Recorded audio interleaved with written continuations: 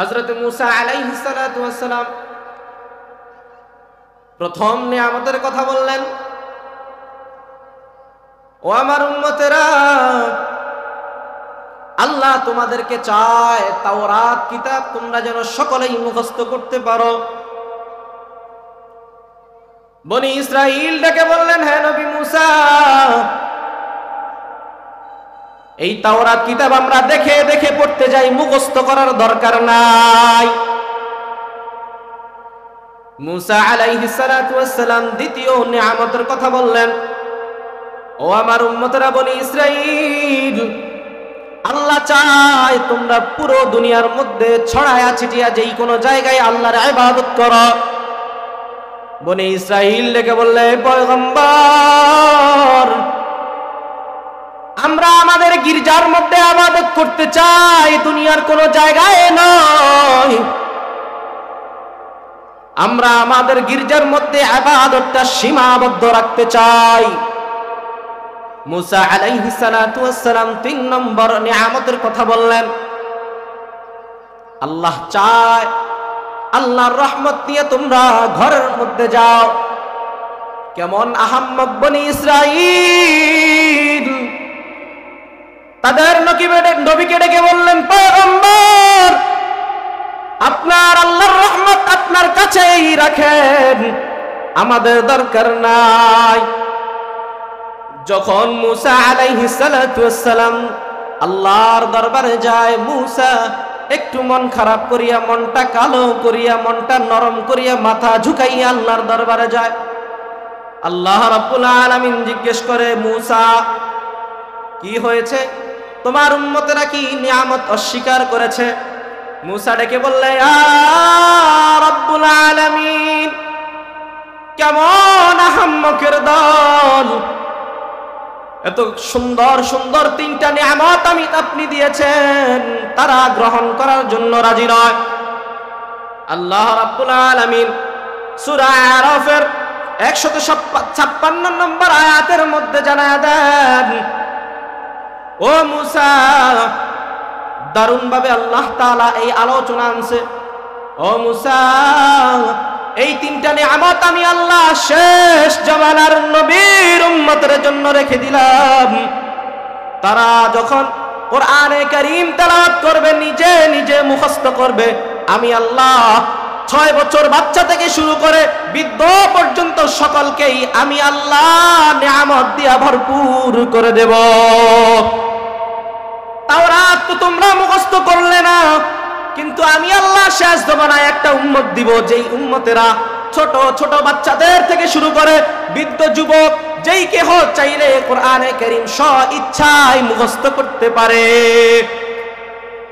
দ্বিতীয় নিয়ামত, আমি আল্লাহ শেষ জামানার উম্মতদেরকে দুনিয়ার সমস্ত জমিনকে তাদের জন্য খুলে দেব, উন্মুক্ত করে দেব।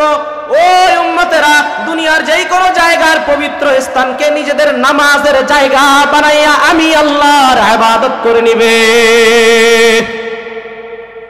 3 নম্বর নিয়ামত আল্লাহ তাআলা বলেন, আমি আমার শেষ জামানার নবীর উম্মতদেরকে আমি আল্লাহ নিজের রহমত দ্বারা বেষ্টন করে নিলাম। এই কথা শোনার পর মূসা আলাইহিস সালাতু ওয়াস সালাম বলে, আল্লাহুম্মা জাআলনি নাবিয়্যাহুম, ও আল্লাহ, ওই উম্মতদের নবী আমাদেরকে বানায়া দেন। আপনি ওই উম্মতদের নবী আমাকে বানায়া দেন। আল্লাহ তাআলা বলেন, নাবিয়্যুহুম মিনহুম, না না মূসা, তুমি তো ওদের নবী হতে পারবে না, তাদের নবী তাদের মধ্য থেকেই আমি আল্লাহ তৈরি করব। তখন মূসা আলাইহিস সালাতু ওয়াস সালাম বলেন, ইজআলনি মিনহুম, ও আল্লাহ, তাহলে আমাকে ওই নবীর উম্মত বানায়া দেন। আল্লাহ তাআলা ডেকে বলেন, লান তুদরিকাহুম, ও আমার পয়গম্বর মূসা, তুমি ওই জামানা পর্যন্ত তোমার হায়াত থাকবে না। আল্লাহ রাব্বুল আলামিন মূসা আলাইহিস সালাতু ওয়াস সালামকে বলেন, ও মূসা, শেষ নবীর উম্মতেরা কেমন হবে জানো? আল্লাহ রাব্বুল আলামিন সূরা আরাফের 156 নম্বর আয়াতের মধ্যে বলেন, তারা হবে ইয়াত্তাকুন, তারা হবে তাকওয়াবান, ওয়া ইউতুনাজ যাকাত, তাদের দ্বিতীয় নম্বর গুণ হবে তারা যাকাত আদায় করবে, ওয়াল্লাযীনা হুম বিআয়াতিনা ইউমিনুন, তারা আমি আল্লাহর সমস্ত আয়াতগুলোকে বিশ্বাস করে ঈমানদার হয়ে যাবে।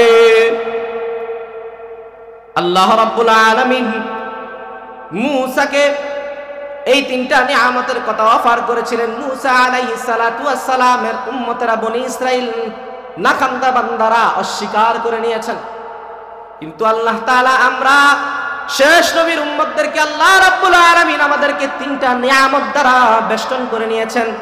কিন্তু আফসোসের বিষয়, আমরা পড়া কপাল মুসলমান এই তিনটা নিয়ামতের কদর করতে জানি না। আজকে দুনিয়ার মধ্যে আমরা আমাদের ছেলে সন্তানদেরকে হাফেজে কোরআন বানানোর জন্য উদ্বুদ্ধ হই না, কিন্তু আল্লাহ তাআলা মূসার মাধ্যমে জানায় দিয়েছেন যে আমার শেষ নবীর শেষ উম্মতদেরকে আমি স্পেশাল এই নিয়ামতটা দান করব, তারা কোরআনে কারীম হিফজ করবে। আফসোসের বিষয়, এই কোরআনটা আমরা আমাদের সন্তানগুলোকে হেফজ করাই না, কোরআনে হাফেজ বানাই না। এটা হচ্ছে আমাদের জন্য দুর্বলতা এবং কমি। এবার আসেন আলোচনায়। সূরা আ'রাফের 157 নম্বর আয়াতের মধ্যে আল্লাহ তাআলা বলেন, আল্লাযীনা ইয়াত্তাবিউনার রাসূলান নাবিয়্যা, আমি আল্লাহ একজন রাসূল প্রেরণ করব। রাসূলটা কেমন হবে? ওই ব্যক্তিকে প্রেরণ করবে, সে হবে রাসূল। আন-নাবিয়্যা, সে হবে নবী। আল-উম্মিয়্যা, সে হবে উম্মি। আল্লাযী ইয়াজিদুনাহু মাকতুবান ইনদাহুম ফিত-তাওরাতি ওয়াল-ইনজিল, ওই নবীর কথা শুধু কোরআনে নয়, আমি আল্লাহ তাওরাত এবং ইনজিল দ্বারা তাদেরকে সুসংবাদ দিয়ে দিব। আল্লাহ তাআলা কোরআনের মধ্যে শেষ উম্মতদেরকে জানায় দেন, আল্লাহর নবীর ভবিষ্যৎবাণী শুধু আল্লাহর নবী আসার পর থেকে নয়, আল্লাহ তাআলা আল্লাহর নবী আসার আগ থেকেই আল্লাহ তাআলা আসমানি কিতাবের মধ্যে দিয়ে দিয়েছেন। আসি আমরা কিভাবে পাবো? হুজুর, আমরা তো তাওরাত পড়ি নাই, ইনজিল পড়ি নাই, শুধু কোরআন পড়ি। কোরআনের মধ্যে আল্লাহর নবী যে নবী, আল্লাহ তাআলা এখানে নবীও দাবি করেছেন, রাসূলও দাবি করেছেন, উম্মিও দাবি করেছেন। কেন কেন প্রশ্ন আসে কি আসে না? আসে। কেন? আল্লাহ তাআলা ভালো করে জানেন। এখানে যদি শুধু ইয়াত্তাবিউনান নবী বলা হয়, এখানে যদি শুধু আল্লাহর নবী পয়গম্বরকে শুধু নবী হিসেবে ধরা হয়, আল্লাহর নবীর পরে কিছু লোক আসবে, তারা বলবে আল্লাহর নবী তো সাইয়্যিদুল মুরসালিন নয়, খাতামুল আম্বিয়া নয়, আল্লাহর নবী তো শ্রেষ্ঠ রাসূল নয়। কারণ আল্লাহ তাআলা 1 লক্ষ মতান্তরে 2 লক্ষ 1.25 লক্ষ নবী পাঠাইয়াছেন। এর ভিতরে 313 জন নবী পাঠাইয়াছেন, রাসূল পাঠাইয়াছেন। 313 জন রাসূল পাঠাইয়াছেন। আল্লাহ তাআলা যদি এখানে রাসূল না বলতেন, তাহলে আল্লাহর নবীর মান মর্যাদা সকল নবীদের থেকে কমে যাইত। এই জন্য আল্লাহ রাব্বুল আলামিন রাসূল বলার কারণে সকল নবী রাসূল থেকে আল্লাহ রাব্বুল আলামিন তার প্রিয় হাবিবকে উচ্চ স্থানে নিয়ে গেছে। এর পরবর্তীতে আল্লাহ রাব্বুল আলামিন কেন নবী বলেছেন, রাসূল বলছেন, নবী কেন বলেছেন? প্রিয় ভাই, ভালো করে খেয়াল করবেন। আমরা বাঙালি, আমাদের বাংলাদেশে অনেক দলমত নির্বিশেষে অনেক মানুষ আছে, অনেক শ্রেণীর মানুষ নিয়ে আমাদের বাংলাদেশ সোনার বাংলাদেশ। এই সোনার বাংলাদেশে যেভাবে মুমিন আছে তেমনি ভাবে কাফেরও আছে, যেভাবে মানুষ আছে, যেভাবে ইমানদার আছে, সেমনি ভাবে বেঈমান আছে, যেমনি ভাবে মুসলমান আছে, তেমনি নামদারি কাদিয়ানি নিজেকে নবী দাবি করনে ওয়ালা কাফের বাংলার জমিনে আছে। আল্লাহ তাআলা জানেন শেষ জামানায় কিছু মানুষ নিজেকে নবী দাবি করবেন। এই জন্য আল্লাহ রাব্বুল আলামিন সূরা আহজাবের 40 নম্বর আয়াতের মধ্যে বলেন, মা কানা মুহাম্মাদুন আবা আহাদিম মির রিজালিকুম ওয়ালাকিন রাসূলুল্লাহ ওয়া খাতামান নবিয়্যিন। আল্লাহ তাআলা বলেন, ও মানুষেরা শুনো, মুহাম্মদ শুধু কোন ব্যক্তির পিতা নয়, কোন ছেলের পিতা নয়, কোন মেয়ের পিতা নয়। এই মুহাম্মদ একজন রাসূল, শেষ নবী। আল্লাহ তাআলা ভালো করে জানেন শেষ জামানায় কিছু লোক থাকবে, তারা আল্লাহ রাব্বুল আলামিনের প্রিয় হাবিবকে শেষ নবী মানবে না। তারা নিজেকে নবী দাবি করিয়া, নিজেকে বরত্ব দাবি করিয়া সমাজের মধ্যে ফিতনা ছড়াবে। এই জন্য আল্লাহ তাআলা কোরআনে কারীমের অনেক জায়গায় নবীর সাথে রাসূল বলে দিয়েছেন, রাসূলের সাথে নবী বলে দিয়েছেন, এবং কি আল্লাহ রাব্বুল আলামিন সূরা আহজাবে ডাইরেক্ট বলে দিয়েছেন খাতামান নবিয়্যিন। এরপরে আমরা পোড়া কপাল মুসলমান, আফসোস হয় আমরা কোরআনে কারীমের এত আল্লাহ রাব্বুল আলামিনের এই ঘোষণা পরেও তাদের ফাদানো পাথের মধ্যে ক্লান্ত ছাড়া আর কোনো কিছু নয়। আফসোস লাগে আমরা মুসলমানরা তাদের সেই প্রচারণায় পড়ে গেছে। কই আমাদের সেই আমাদের ইসলাম, কই আমাদের সেই জাগরণ, কই আমাদের সেই ঈমান? আজকে আমরা নবী দাবি করছে একজনে, আল্লাহর নবীর চেয়ার নিয়ে টানাটানি করছে, আর আমরা মুসলমান বসে বসে তাকায় দেখছি। আর যখন রবিউল আউয়াল মাস আসে, তখন রবিউল আউয়াল মাসে আল্লাহর নবীর আশিক রাসূল দাবি করিয়া 12 রবিউল আউয়ালে আমরা সিন্নি মিলাই, ঠিক কি না? আশিক রাসূল দাবি করি, মাথায় টুপি নাই, পাগড়ি নাই, মুখে দাড়ি নাই, 5 ওয়াক্ত নামাজ নাই, আল্লাহর নবীর বিরুদ্ধে ষড়যন্ত্র করে আল্লাহর নবীকে গালি দেয়, আল্লাহর নবীর নবুয়তের চেয়ার নিয়ে টানাটানি করে। তাদেরকে কিছু বলা নাই, শুধু আল্লাহর নবীর জন্মের সময় জন্মদিন নিয়ে নাচানাচি, লাফালাফি, জিলাফি, আর আমরা বিরিয়ানি খাওয়ার তালে থাকি। ও মুসলমান, এই মুসলমান নামধারী, নাম ধইরা যতই মুসলমান বলেন, আল্লাহর দরবারে আপনি কাফের ছাড়া অন্য কিছু নয়। কারণ আল্লাহ তাআলা বলেছেন, যে ব্যক্তি আমার নবীকে শেষ নবী মানবে না, আমার নবীকে শেষ নবী মানবে না, তার ঈমান নেই। এবং কি আল্লাহ তাআলা আরো বলেছেন, যে ব্যক্তি আমার নবীকে শেষ নবী মানলো, কিন্তু আমার নবীকে, আমার নবীর কথাগুলোকে, আমার নবীর হুকুম আহকামগুলোকে, আমার নবীর বলনেওয়ালা নামাজগুলোকে, আমার নবীর বলনেওয়ালা রোজাগুলোকে, আমার নবীর বলনেওয়ালা সমস্ত সুন্নতগুলোকে, আমার দেওয়া ফরজগুলোকে বিধানগুলি দেখাইয়া যারা নিজেদের মন মতো নিজেদের ইসলামগুলোকে বানায় নেয়, তারা মূলত ইসলামের লোক না, তারা হচ্ছে ইয়া আইয়ুহান নাবিয়্যু জাহিদুল কুফার ওয়াল মুনাফিকিন, তারা হচ্ছে ইসলাম নামক মুনাফিক। কি হবে শেষ নবীর উম্মত বলে দাবি করে, যদি ওই নবীর চেয়ার কাদিয়ানীরা দখল করে? কি হবে শেষ নবীজির উম্মত বলে দাবি করে, যদি ওই নবীর চেয়ার কাদিয়ানীরা দখল করে? নবীজির জন্য যদি রক্তের বহে নদী, নবীজির জন্য যদি রক্তের বহে নদী, তবুও হটব না এই দাবি থেকে। কি হবে বেঁচে থেকে অযথা বিদ্যা শিখে, যদি না গড়তে পারি শোষণবিহীন সমাজটাকে? কি হবে বেঁচে থেকে, কি হবে বেঁচে থেকে?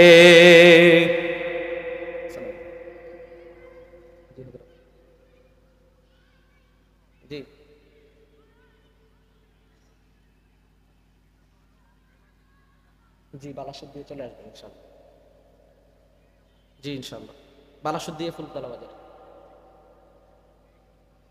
আলহামদুলিল্লাহ, আমাদের প্রধান বক্তা আমাদের মাহফিলের অতি নিকটে চলে আসছে। আলহামদুলিল্লাহ। তো আল্লাহ রাব্বুল আলামিন প্রিয় হাবিবকে এখানে নবী এই কারণে বলেছেন যে শেষ জামানায় কিছু নিজেদেরকে নবী দাবি করবে। এরপরে আল্লাহ রাব্বুল আলামিন কেন নবীকে উম্মি বলেছেন বলেন? একটা প্রশ্ন আসে। রসুল বলেছেন, নবী বলেছেন, কিন্তু তৃতীয় নম্বরে আল্লাহ রাব্বুল আলামিন উম্মি বলেছেন। কারণ আল্লাহ রাব্বুল আলামিন উম্মি দ্বারা এটা বুঝাইছেন যে আমার নবীকে আমি দুনিয়াবি কোনো শিক্ষক দ্বারা শিক্ষিত করি নাই, আমি আল্লাহ স্বয়ং তাকে নিজে শিক্ষা দিয়েছেন। এই কারণে বলা হয় উম্মি। আমরা অনেক ভাই উম্মি অর্থ মনে করি মূর্খ। এটা আমাদের মূর্খতামি। উম্মি শব্দের অর্থ মূর্খ নয়। আল্লাহ যদি মূর্খই বলতেন, মূর্খ বলতেন, তাহলে আল্লাহ এখানে জাহেল বলতে পারতেন। কিন্তু আল্লাহ এখানে উম্মি কেন বলেছেন? উম্মি বলা হয় তাকে যেই দুনিয়াবি কোন শিক্ষক থেকে, কোন মানুষ থেকে নিজের শিক্ষা অর্জন করে না, স্বয়ং আল্লাহ তাকে জিব্রাইলের মাধ্যমে ইলম শিখিয়ে দেন, তাকে বলা হয় উম্মি। এই নবীকে আল্লাহ তাআলা বলেছেন যে তোমরা ইনজিলের মধ্যেও পাবে, তাওরাতের মধ্যে পাবে। আসি এবার আমরা একটু তাওরাতে গেটে দেখি তাওরাতে পাওয়া যায় কিনা। বিভিন্ন ধর্মগ্রন্থের মধ্যে আমরা আজকে দেখব ইনশাআল্লাহ। তাওরাত, এই তাওরাত যুগ পরিবর্তন হওয়াতে তাওরাতের কথাগুলো পরিবর্তন হয়েছে। কারণ আল্লাহ রাব্বুল আলামিন শুধু কোরআনকে আল্লাহ বলেছেন আমি নিজে হেফাজত করব, এই জন্য কোরআনকেও পরিবর্তন করার সাহস দেখাইও পারে নাই। কিন্তু তাওরাত, ইনজিল এগুলো মানুষ নিজেরা রচিত করেছে, পরবর্তীতে পরিবর্তন করেছে।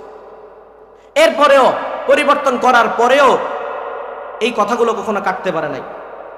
এই তাওরাতকে বলা হয় বাইবেল। বাইবেল মোট ৬৬টা আছে। এর ভিতরে প্রথম যে 5টা বাইবেল আছে, এই 5টা বাইবেল হচ্ছে তাওরাতের অন্তর্ভুক্ত, যেটাকে বলা হয় ওল্ড টেস্টামেন্ট। এই ওল্ড টেস্টামেন্টের একটা অধ্যায় আছে, 18 নম্বর অধ্যায়, Old Testament book of Deuteronomy. Old Testament book of ডুইট্রোনমির অধ্যায় নম্বর 18, ভার্সন নম্বর 18-র মধ্যে আল্লাহ তাআলা মূসার মাধ্যমে জানাইতেছেন, মূসা আলাইহিস সালাতু ওয়াস সালামের মাধ্যমে তার বনি ইসরাঈলকে জানাইতেছেন, ও বনি ইসরাঈল, আমি আল্লাহ তোমাদের মধ্য থেকে তোমাদের মতো করে তোমাদের একজন ভাইকে, তোমাদের মতো মানুষ একজন ভাইকে শেষ জামানায় পাঠাবো, যে ব্যক্তি নিজে থেকে কোনো কথা বলবে না, আমি আল্লাহ যাই বলবো ওই ব্যক্তি নিজেই তাই বলবেন। তাওরাতের, বাইবেলের ওল্ড টেস্টামেন্ট বুক অফ ডুইট্রোনমির অধ্যায় নম্বর 18, ভার্সন নম্বর 18-এর মধ্যে আছে। ইহুদিরা বলে যে তাদের নবী শেষ, কিন্তু ইহুদিরা যদি তারা তাদের নিজের ধর্মগ্রন্থ ঠিকঠাক মতো পড়তে পারতো, তাহলে তারা আল্লাহর নবীর উপরে ঈমান এনে মুসলমান হয়ে যেত। এরপরে আসেন তাওরাতের মধ্যে আবার কোথায় পাওয়া যায়? বাইবেলের জাহনের 14 নম্বর অধ্যায়ের মধ্যে বলা হয়, আল্লাহ রাব্বুল আলামিন বলেন যে আমি আল্লাহ তোমাদেরকে অনেক কিছু বলার আছে, হে বনি ইসরাঈল, আমি আল্লাহ তোমাদেরকে অনেক কিছু বলার আছে, কিন্তু তোমরা এমন কিছু কথা আছে যে কথাগুলো তোমরা সহ্য করতে পারবে না, ওই কথাগুলো আমি আল্লাহ শেষ নবীরকে দিয়ে বলাইব, শেষ নবীর উম্মতদেরকে বলবো। আমি আল্লাহ শেষ নবীর উম্মতদেরকে এমন পাওয়ার দিয়ে দিব, তারা আমার এই কঠিন কথাগুলোকে, এই গভীরতার কথাগুলোকে তারা ইলম দ্বারা পরিপূর্ণ করে নেবেন, এবং এমন একজন নবী পাঠাইব যেই নবী ভবিষ্যৎবাণী করে দিবেন।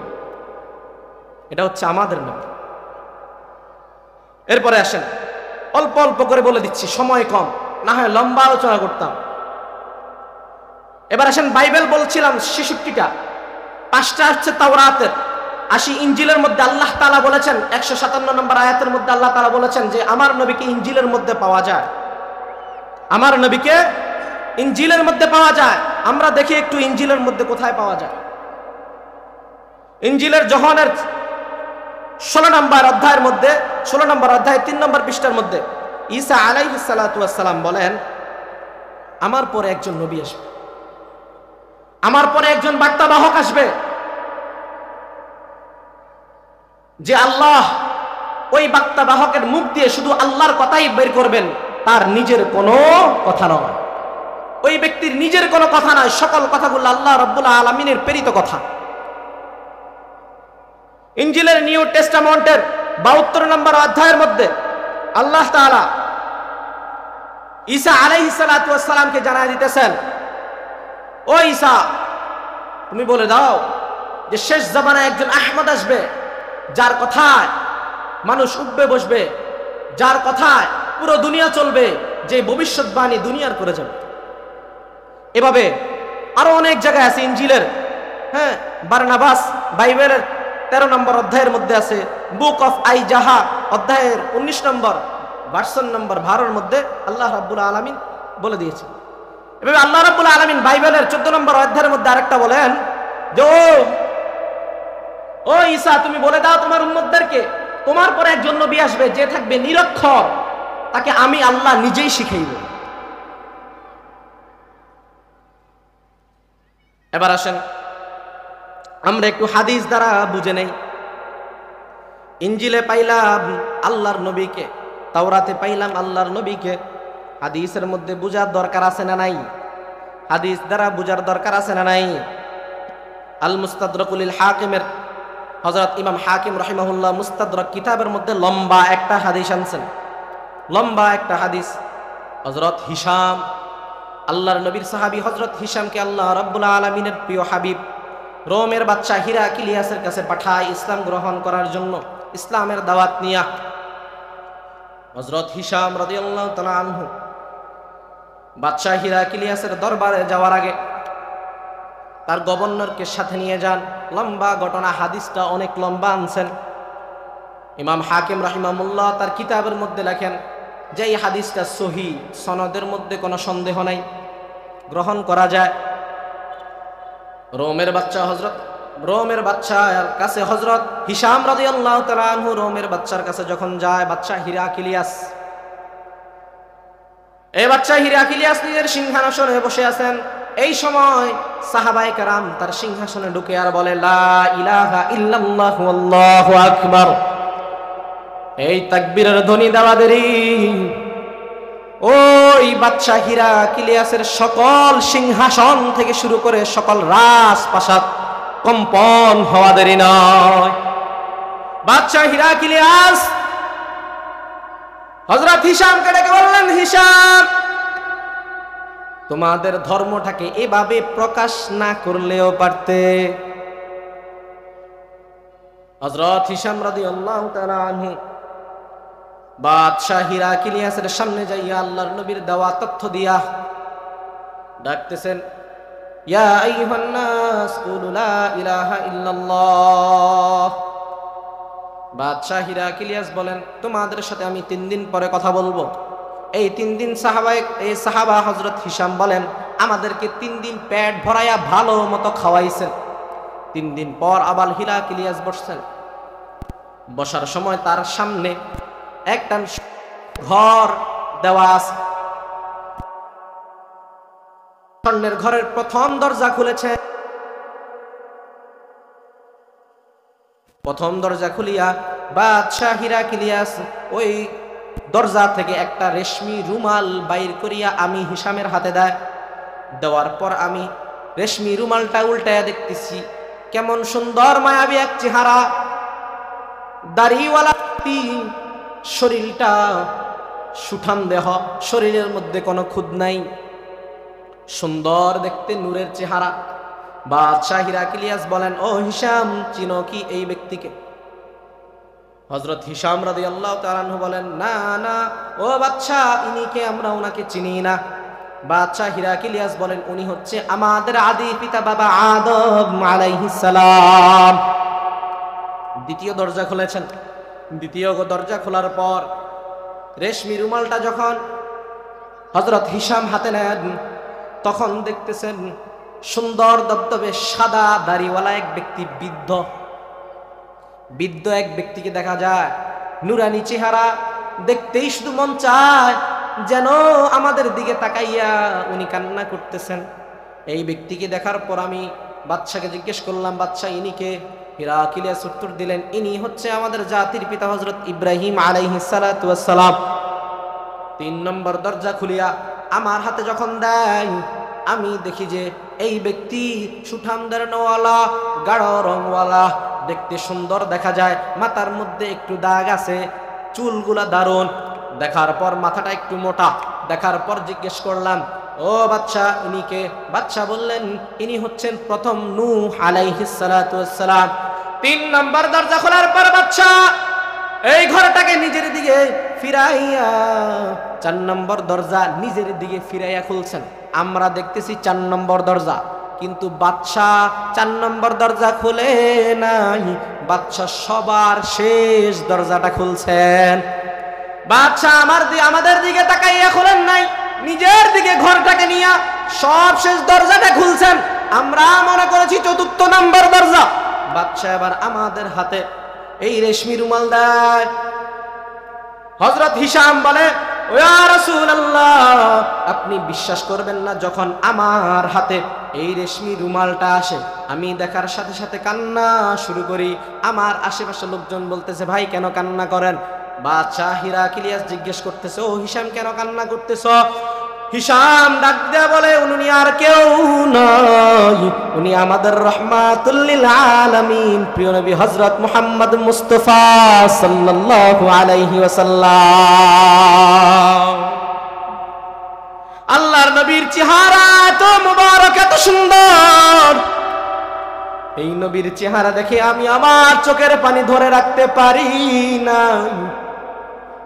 আমি চিন্তা করেছি, এই চেহারা আপনি কিভাবে পাইলেন? ও নবীর উম্মতের দল, ইহুদিরা আল্লাহর নবীকে চিনলেন, রোমের বাদশা আল্লাহর নবীকে চিনলেন, আমরা আল্লাহর নবীর উম্মত হইয়া আল্লাহর নবীকে চিনলাম না। আল্লাহর নবীর জামানার কথা মনে করলাম না রে যুবক। আল্লাহর নবী যে তোমার জন্য সুন্দর সুন্দর আল্লাহর নবীর কথা রেখে গেছেন, যুবক অবস্থায় আমল করার জন্য বলে গেছেন, কিন্তু আল্লাহর নবীর এই দেওয়া তথ্যগুলো আমরা নিজের জীবনের সাথে অ্যাডজাস্ট না করিয়া শুধু নিজের মন মতো জীবন যাপন করি। মনে মনে বলা দরকার, আল্লাহ তুমি যেভাবে ওই সাহাবাদেরকে তোমার নবীকে দেখাইছো স্বপ্নে যোগে, একবার হলেও তোমার নবীকে আমার স্বপ্নে যোগে দেখায়ো। জন্ম আমার নবীর যুগে হলে কেমন হতো, জন্ম আমার নবীর যুগে হলে কেমন হতো। দুনয়নে রাসূল পাক দেখিলে কেমন হতো, দুনয়নে রাসূল পাক দেখিলে কেমন হতো।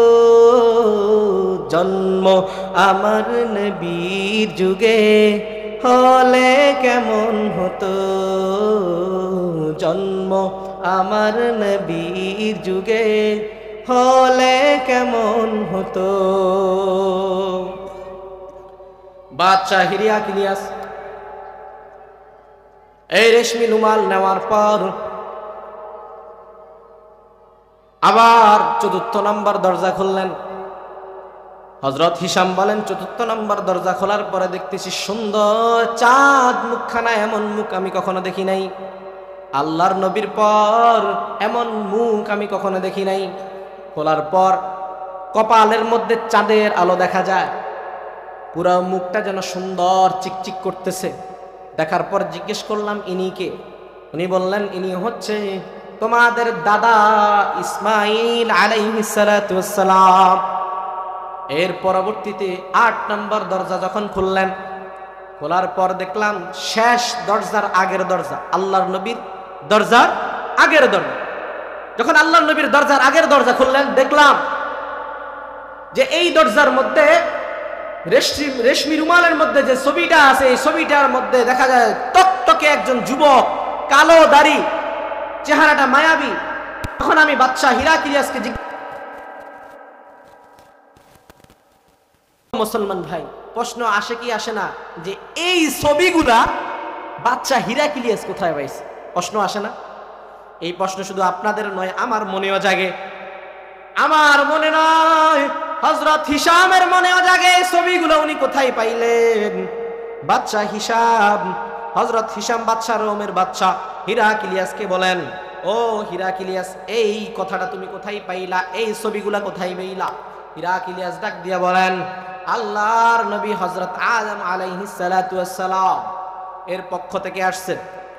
কিভাবে আসছে? কোরআনের মধ্যে আল্লাহ রাব্বুল আলামিন আদম আলাইহিস সালাতু ওয়াস সালামের এই ঘটনা নিয়ে আসেন। আদম আলাইহিস সালাতু ওয়াস সালাম আল্লাহ রাব্বুল আলামিনের কাছে দোয়া করছেন, ইয়া রাসূল, ইয়া আল্লাহ, ও মালিক, আমার যত বংশধর নবী হবে তাদের ছবিগুলা আমাকে দেখায়া দেন। তখন যখন আল্লাহ রাব্বুল আলামিন শ্রেষ্ঠ নবীদের রাসূলদের ছবি দেখায়া দিয়েছেন, আদম আলাইহিস সালাতু ওয়াস সালাম এই ছবিগুলা সংগ্রহ করিয়া সূর্য ডুবার যেই দেশ ওই জায়গার মধ্যে আদম আলাইহিস সালাতু ওয়াস সালাম রেখে দিয়েছেন।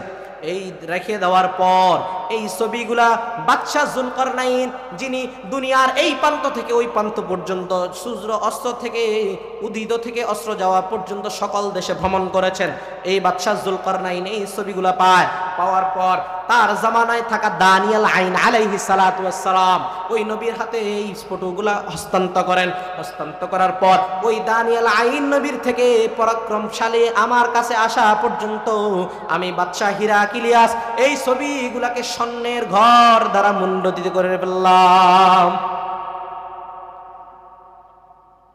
তাহলে আল্লাহর নবীকে এই যে বাদশাহ হিরাকিলিয়াস বললেন, সহিহ হাদিস দ্বারা ইমাম হাকিম রাহিমাহুল্লাহ আল মুস্তাদরাকের কিতাবের মধ্যে উল্লেখ করলেন, এই বাদশাহ হিরাকিলিয়াস বলেন এই নবীর ব্যাপারে তাওরাতেও আসছে, ইনজিলেও আসছে। আবার আমরা তাওরাত আর ইনজিলের মধ্যে পাইলাম, আসি হিন্দু ধর্মের মধ্যে পাওয়া যায় কি যায় না? হিন্দু ধর্মের 4টা বেদ, ঋগ্বেদ, অথর্ববেদ, যজুর্বেদ, সামবেদ, বড় বড় 4টা বেদ, ঋগ্বেদ, অথর্ববেদ, যজুর্বেদ, সামবেদ। ঋগ্বেদের মধ্যে হিন্দু ভাইরা ভালো করে শুনবেন, আপনারা যদি আপনাদের বেদগুলো মনোযোগ দিয়ে পড়েন, আপনাদের বেদগুলো ঠিকমতো পড়েন, আমি চ্যালেঞ্জ দিয়ে বলতে পারি আপনারা আল্লাহ রাব্বুল আলামিন ও তার প্রিয় হাবিবের উপর ঈমান এনে মুসলমান হয়ে যাবেন। ঋগ্বেদের মধ্যে আছে একম অবম অদ্বৈত, এক আল্লাহ ছাড়া কারো গোলামি করো না, এক আল্লাহ ছাড়া কাউকে আল্লাহ মানিও না। কিন্তু হিন্দু ভাইরা কি করতেছে? ঋগ্বেদের কথা না শুনিয়া এই ঋগ্বেদের মধ্যে তাদের কিতাবের মধ্যে তাদেরকে বলছে যে একম অবম অদ্বৈত, একম ব্রহ্মাদ্বৈত, নাস্তিন হীনা নাস্তিক চাঁদ, একমাত্র একক আল্লাহর ইবাদত করো। কিন্তু হিন্দু ভাইয়েরা এক আল্লাহর ইবাদত করে না, 10 আল্লাহ, 20 আল্লাহ, 300, 400, 33 কোটি আল্লাহর ইবাদত করে। তারা নিজেদের ইবাদত করে না, তারা নিজেদের ইবাদত গুলো করে না।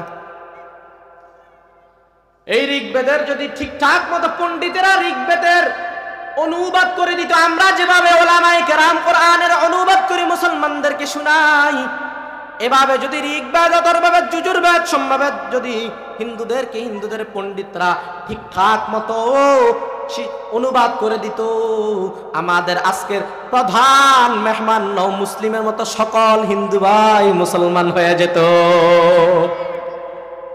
আমাদের প্রধান মেহমান যিনি হিন্দুদের পণ্ডিত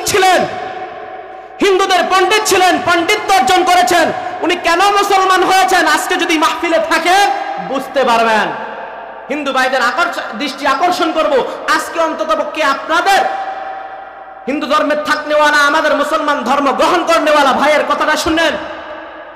আলেম হয়েছে, হিন্দু ধর্ম থেকে মুসলমান হয়ে আলেম হয়েছে, ওখানের পাণ্ডিত্য অর্জন করে এখানের পাণ্ডিত্য অর্জন করেছে, ওই ব্যক্তির আলোচনাটা শুনবেন, দেখবেন আপনাদের এই ঋগ্বেদের ভিতরে, অথর্ববেদের ভিতরে, যজুর্বেদের ভিতরে, সামবেদের ভিতরে, গীতার ভিতরে, শ্রী গীতার ভিতরে, আপনাদের মহাভারতের ভিতরে কি বলেছেন আল্লাহর নবীর ব্যাপারে, আল্লাহর ব্যাপারে, এটা জানতে পারবেন ইনশাআল্লাহ। কিন্তু আফসোসের বিষয় আপনারা এই কিতাবগুলা পড়েন না। ঋগ্বেদ, অথর্ববেদের ভিতরে ঋষির ব্যাপারে বলা হয়েছে, ঋষি কে হবে, ঋষির গুণের ব্যাপারে বলা হয়েছে। ঋষির গুণের ব্যাপারে অথর্ববেদের ভিতরে বলা হয় ঋষির গুণ হবে কয়েকটা, এর ভিতরে একটা হবে নরাশাংশ। কি হবে? নরাশাংশ। যিনি ঋষি হবে তিনি হবে নরাশাংশ। নরাশাংশের বাংলা অর্থ প্রশংসিত, আর আরবি হচ্ছে মুহাম্মদ। 2 নম্বর, যিনি ঋষি হবেন ইনি হবেন চকৌরম, দেশ ত্যাগী। চকৌরম অর্থ হচ্ছে দেশ ত্যাগী। এমন চকৌরম হবে যিনি দেশ ত্যাগ করার পরে যেই দেশে যাবে ওই দেশে 60,000 মানুষ থাকবে। আল্লাহর নবী যখন মক্কা থেকে মদিনায় যায় মদিনার মধ্যে তখন ইয়াসরিবের ভিতরে তখন 60,000 মানুষ ছিলেন। আরেকটা কথা বলেছেন, অথর্ববেদের ভিতরে আছে যিনি ঋষি হবে উনি উষ্টে আরোহণকারী হবে। ও হিন্দু ভাইরা, আপনাদের কাছে প্রশ্ন, ভারতবর্ষের মধ্যে হিন্দুস্তানের ভিতরে কোথাও কি উট আছে? উষ্টে আরোহণ করা যায়? যায় না। কোথাও মরুভূমি আছে? নাই। তাহলে যিনি ঋষি হবে উনি উষ্টে আরোহণকারী হবে। উষ্টে আরোহণকারী ওই আরবের মরুভূমি ছাড়া কিছুই নয়। আরেকটা বলা হয় যিনি ঋষি হবে তিনি হবে অহিন্দু।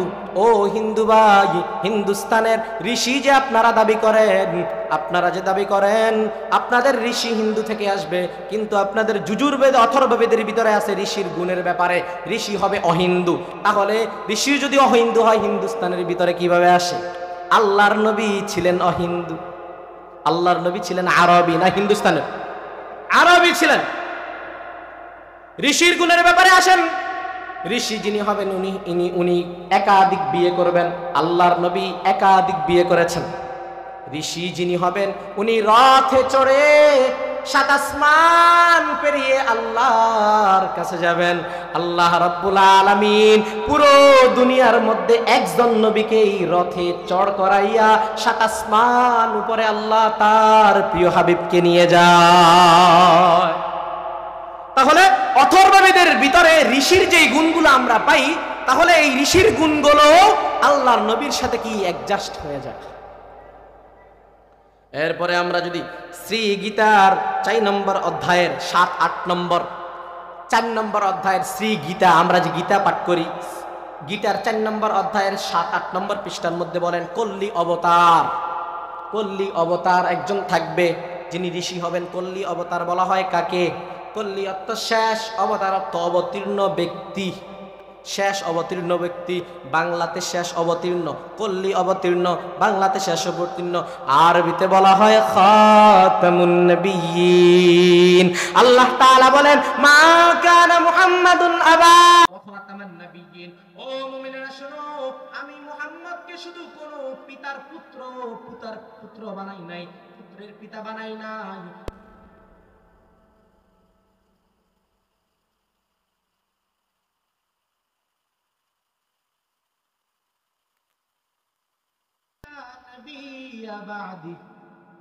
আমি নবী, শেষ নবী, আমার পরে আর কোন নবী আসবে না। তাহলে আজকের আলোচনার মধ্যে আমরা কি পাইলাম, কি বুঝলাম? ও মুসলমান, আমরা যে দাবি করি আমরা শ্রেষ্ঠ নবীর উম্মত, শেষ নবীর উম্মত, আমার নবী কেমন শ্রেষ্ঠ, আমার নবী যে কেমন শ্রেষ্ঠ, শেষ নবী, আমার নবী যে খাতামুন নবী, আমার নবী যে শেষ নবী, আমার নবীর পরে আর কোনো নবী নাই। এই দলিল শুধু একমাত্র কোরআন নয়, তাওরাত, ইনজিল, জবুর এমনকি হিন্দুদের বেদ, বৌদ্ধদের কিতাবের মধ্যে পাওয়া যায়। কিন্তু আমরা মুসলমান হয়ে আল্লাহর নবীকে চিনলাম না, আল্লাহর নবীর আদর্শ মানলাম না, আল্লাহর নবীকে চিনলাম না। আল্লাহর নবী একটা আদর্শ, যেই আদর্শ আমাদের ভিতরেও আছে, হিন্দুদের ধর্মের ভিতরেও আছে। বলবো আদর্শটা বলবো। মুসলমান ধর্মের ভিতরে আল্লাহ রাব্বুল আলামিন সূরা নূহের মধ্যে বান্দার জন্য পর্দা ফরজ করে দিয়েছেন। ঠিক তেমনি ভাবে ঋগ্বেদের মধ্যে, ঋগ্বেদের ভিতরেও, হিন্দু ধর্মের ঋগ্বেদের ভিতরেও হিন্দুদের জন্য পর্দা ফরজ করা। আমাদের জন্য যেভাবে আল্লাহ রাব্বুল আলামিন পর্দা ফরজ করে দিয়েছেন, হিন্দু ধর্মের ভিতরেও পণ্ডিতরাও ভালো করে জানেন পর্দা করা তাদের জন্য কর্তব্য। হিন্দু ধর্মের ঋগ্বেদের ভিতরে আছে পর্দা করো হে নারী, তুমি তোমার শরীরকে আবৃত করে রাখো, চক্ষু নিচের দিকে রাখো। আল্লাহ রাব্বুল আলামিন কোরআনের মধ্যে বলেন ও ঈমানদার মুমিন, ও নারী, তোমার শরীরটাকে আবৃত করে রাখো, তোমার শরীরটাকে ঢেকে রাখো, তোমার চক্ষুটাকে নিচের দিকে রাখো। ও পুরুষ, তোমার চক্ষুটাও নিচের দিকে রাখো। কিন্তু আফসোস, হাজারো বিধর্মী পাওয়া যায় যারা পর্দা নামক জিনিসটা করে। আমরা মুসলমানদের ভিতরে পর্দা নাই।